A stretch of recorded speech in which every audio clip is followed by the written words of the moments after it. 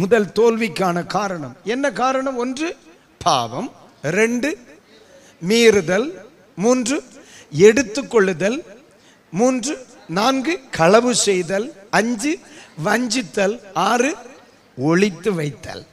தேவ பிள்ளைகளே, நம்ம நிசாரமா நினைக்கிற சில சின்ன தவறுகள் உங்களை மீண்டு வர முடியாத தோல்வியில் கொண்டு நிறுத்திவிடும். தங்கச்சி, நீ ரொம்ப நிசாரமா சில காரியத்தில் ஈடுபடுகிற.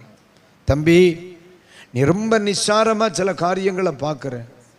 இதனால என்ன வரப்போகுது, இதனால என்ன வரப்போகுது, இதனால என்ன நடக்க போகுது அப்படின்னு நம்ம நினைக்கிற சில சின்ன காரியங்கள் இனி ஒருபோதும் தலை உயர்த்தாமல், இனி ஒருபோதும் வெற்றி அடைய முடியாத ஒரு தோல்விக்கு நேரம் உன்னை நிறுத்திடும்.